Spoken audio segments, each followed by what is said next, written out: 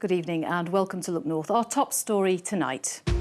The school children still lagging behind 3 years after the COVID lockdown. They were very terrified by what they saw around them. They saw people in masks, they weren't allowed to go near anybody. I think it's been very hard for them to come back to school and to just resume normal service. We'll hear from a teaching union. Also tonight, calls for rules on nighttime flying at Leeds Bradford Airport to be enforced. Centenary celebrations at a golf club in Leeds, which was founded by Jewish players facing anti-Semitism. And don't forget to join me for your detailed weekend forecast, plus more of your stunning Northern Lights pictures from last night. Don't miss it.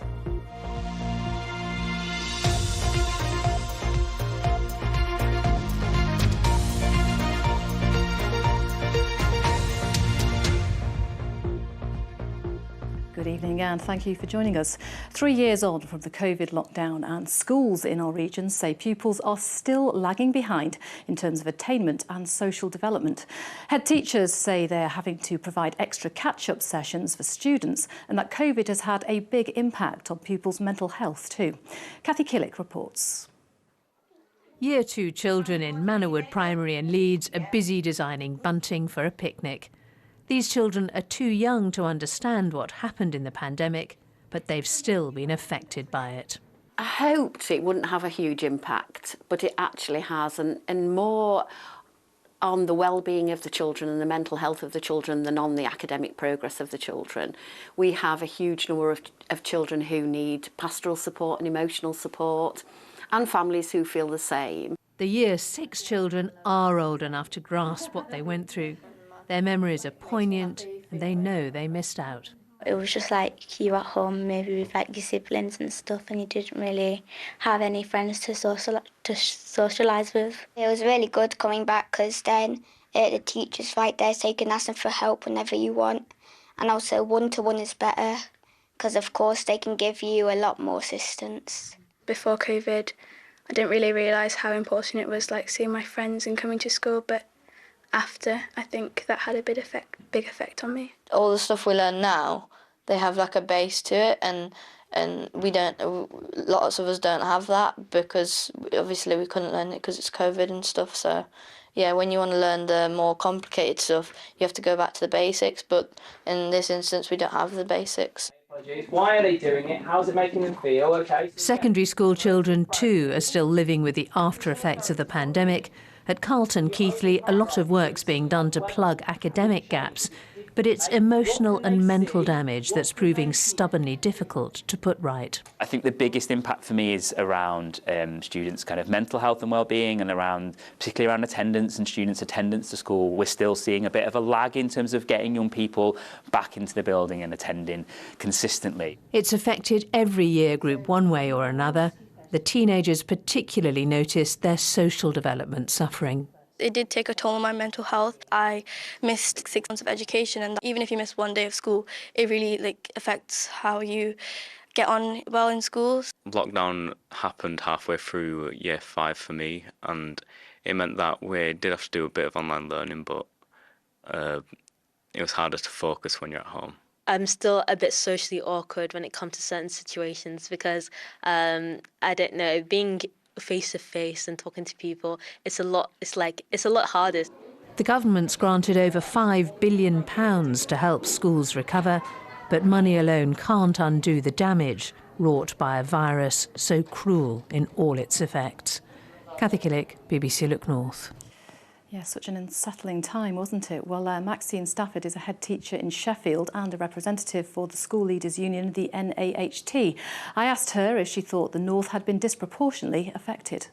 In the North, you've got a lot more deprived areas, so therefore there is going to be a disproportionate amount of children affected from that. Attainment-wise, the government has put funding in, but for those disadvantaged and those vulnerable children. But there are more of those children in the North, so there's more of those children in order, to try and bridge those gaps in their attainment.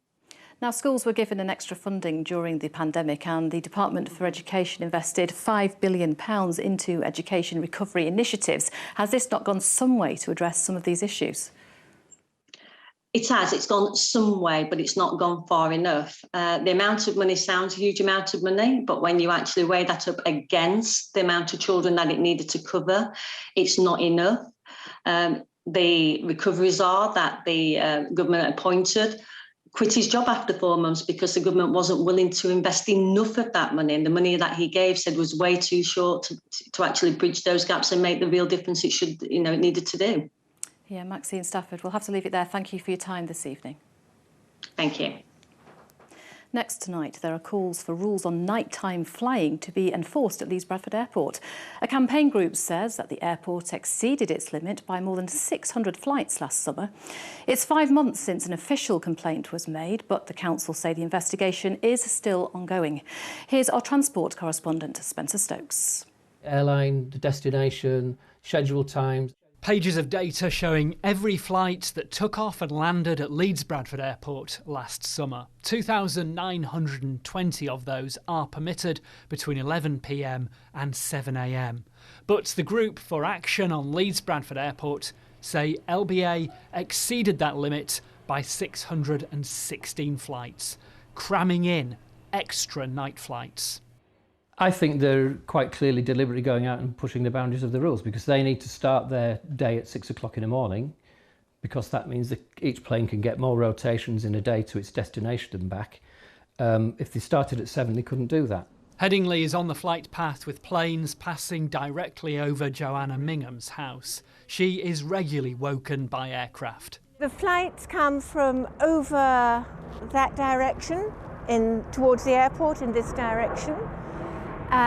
In summer, they're very, very frequent. So there's one right above us? Right above us. They're often a bit lower than that and often a lot noisier than that. It's really frustrating because the councils seem to have no control over what goes on and either no interest in enforcing it or no means of enforcing it. Galba raised the issue with Leeds City Council last November, calling for them to intervene and enforce the night flying rules, first agreed in 1993. The council say our analysis of the flight data for Leeds Bradford Airport remains ongoing. As this is a live investigation, it would not be appropriate for the council to comment further at this stage. But Andy feels they're ducking the issue. The summer season of 2022 is finished and the data is complete. So all they need to do is count those flights and they'll know whether they're above or below the limit. There's no other discussion to be had. Research shows that flights can impact on health, not just from pollution, but also noise. The most evidence today seems to be focused on the cardiovascular diseases, for example, the hypertension, heart attack, and stroke.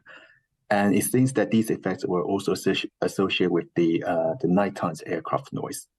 This summer is likely to be busier at Leeds Bradford Airport, with flights that used to use Doncaster Sheffield transferring here.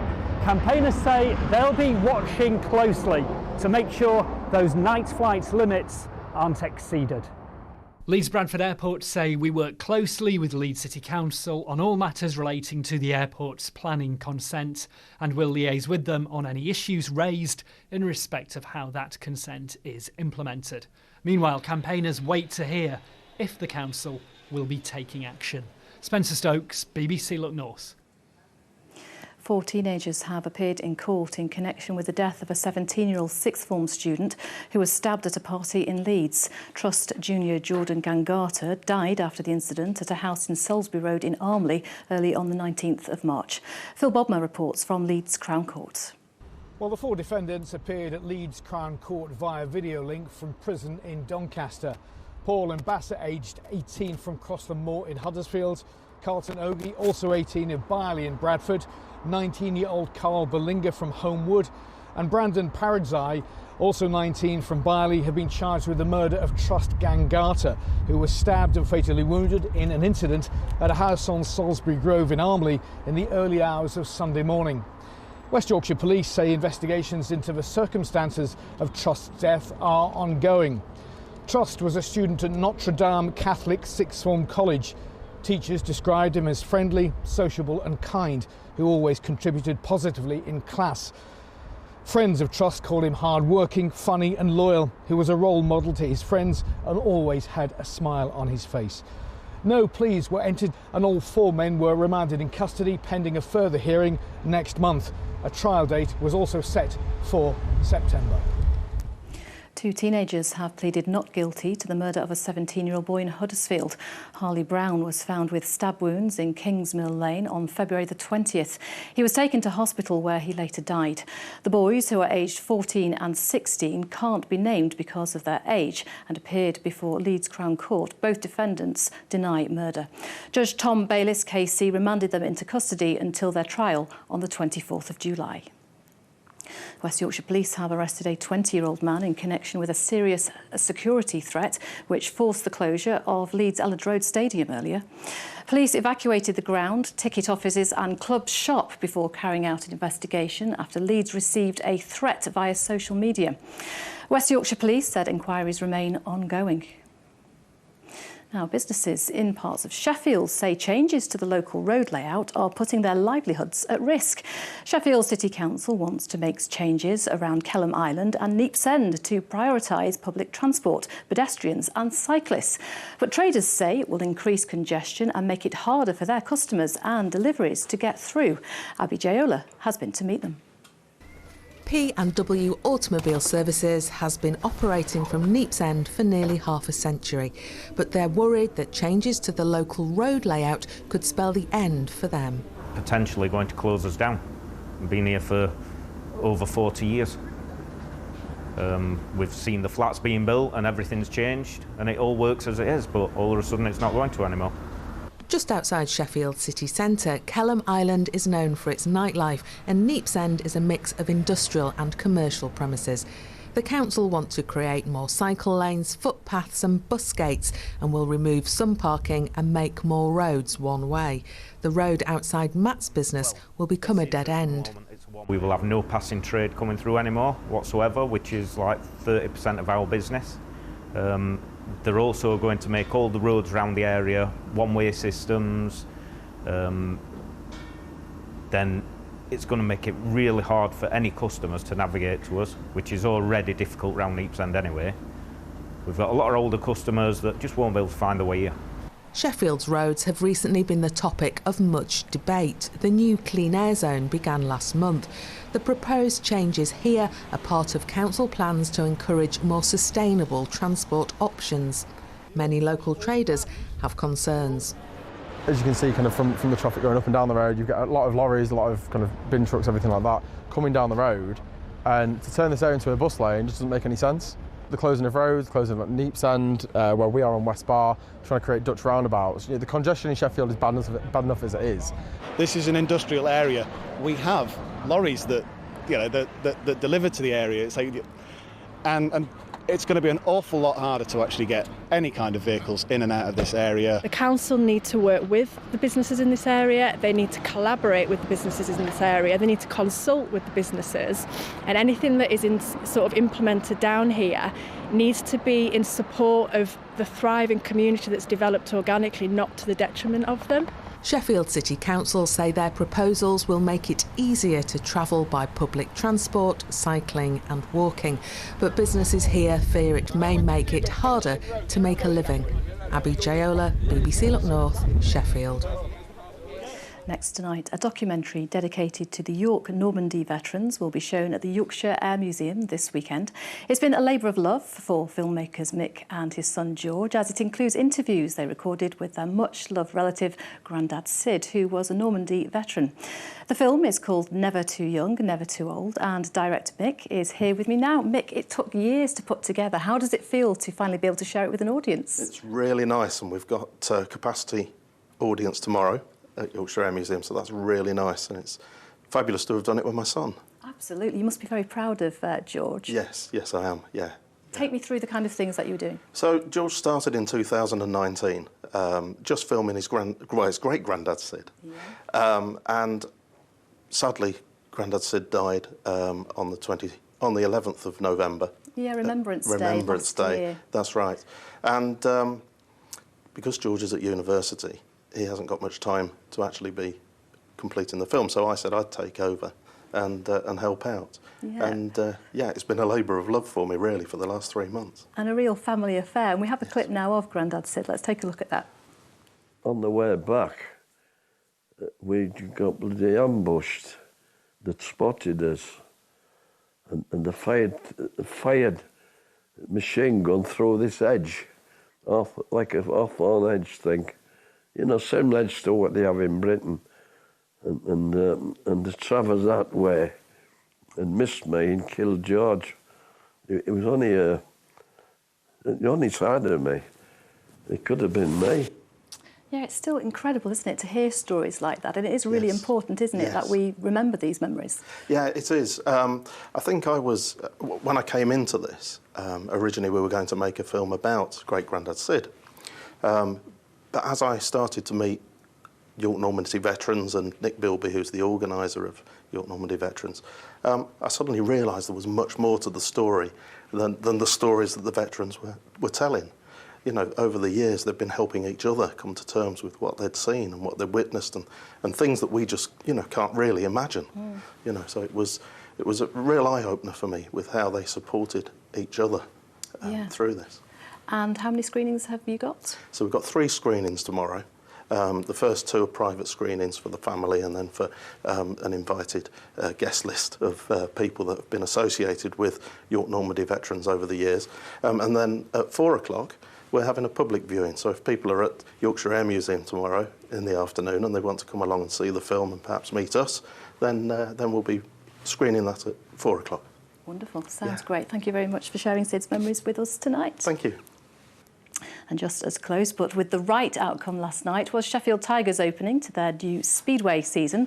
After 8 heats, visitors Bellevue were in front, but the Tigers produced a strong second half and wrapped up their first league points of the season, 48-42, with a race to spare. Tricky conditions, but I thought everybody applied themselves really well, home team and away team included. So I think it was a decent, nice racing. I think we've got more in the tank. I think we ironed out a few little niggles. There's a few engine failures, a few problems here and there, but that's what these early meetings are going to find out. So all in all, first win on the board. Can't be much happier with that. And now sticking with sport, and a golf club set up by the Jewish community in Leeds is celebrating its centenary. Moore Allerton Golf Club was started by a group of Jewish players in March 1923 because of the anti-Semitism they'd experienced at other clubs. Well, today it continues to welcome members from all backgrounds, and this weekend will host a 100-year anniversary celebration. Sally Hurst reports. At Moore Allerton Golf Club, preparations are underway for its centenary celebrations. It was founded in March 1923 by a group of Jewish golfers in a climate of growing anti-Semitism. The reason the club was set up in the first place 100 years ago was due to the anti-Semitism which was rife around that time, and this group of people set up the club so that they did have somewhere to play. The original course and clubhouse was on Nursery Lane, but in 1971 the club moved to its current home in Wyke under the chairmanship of Marshall Bellow. It was exciting, thrilling and exciting to be part of the creation of this project. Most of the people that joined the club now have no idea that a few years ago you couldn't join a club if you were Jewish. And I think it's very important that our history, which is a very interesting one, should be recorded. This may have started as a Jewish club, but has always been welcoming to all. Most members today are non-Jewish, and with 27 holes instead of the standard 18, this is a challenging and varied course. It's very hilly. It can be a test of stamina some days, like today in the wind. It's tricky. It's tricky. Now a new generation of players are ready to take the club forward. I think because I've been associated to it for 10 years, you tend to have a bond with the club. I love it here. Like I say, it's no matter how hard or how long the day is, I enjoy it. I'm always ready to come back for another day. And thoughts are turning to what the future of the club might look like.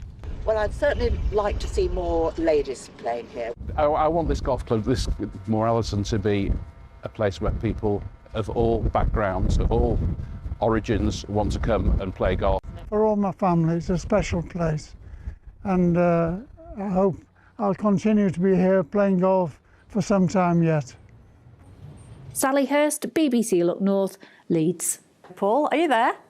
Yes, I'm here indeed. A bit wild up there in Holmfirth tonight. We've got a lot of rain to come, but just let me show you what the sky looked like last night, because it was an absolutely magnificent display of Northern Lights for the second time in as many months. So we'll start with this one that was sent in from Sally in Harrogate. I think the time was around about midnight. I'm a bit disappointed I missed it myself, but there we are.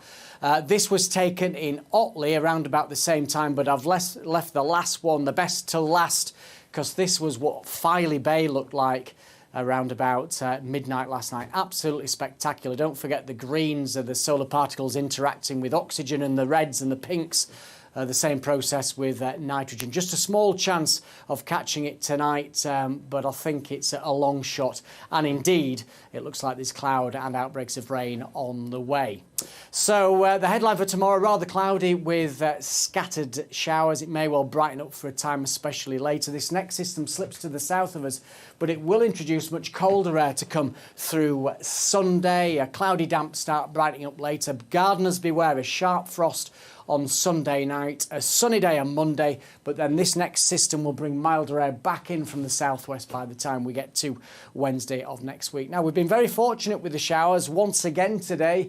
There's been some sharp ones around, but a lot of us have stayed dry. But we're looking up to the northwest. This feature will meander southeastward, so after a fine-ish start this evening, we'll see showers or longer outbreaks of rain pushing down from the northwest. Some heavier bursts to come, especially across the Pennines, driven on by a strong west to southwest wind, temperatures around 6 or 7 degrees. So tomorrow's high water times in Filey at 6:38, Bridlington, Bempton Cliff 6:46.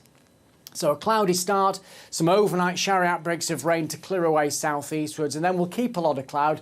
It will brighten up in places, but where the sun pops out, we are likely to see scattered showers, and they may well line up. So to the 10 miles northeast of this, it could be fine, but if you get caught in one of these lines, it could rain for an hour or two. So a bit of a mixed picture. Temperatures a little bit cooler. We're looking at highs around 12 degrees Celsius. So for the first day of British summertime, it's off to a chilly, cloudy start, some patchy rain, even a little snow over the top of the Pennines Sunday morning. But the afternoon will become dry and brighter, a cold day, a frost Sunday night, sunny on Monday. But look at temperatures take off around the middle of next week. That's the forecast. Lovely. That Monday looks promising too with that sunshine. Thank you very much, Paul. That is it from us. Do have a lovely weekend, whatever you have planned. I'll be back with Paul just after 10 o'clock. Goodbye.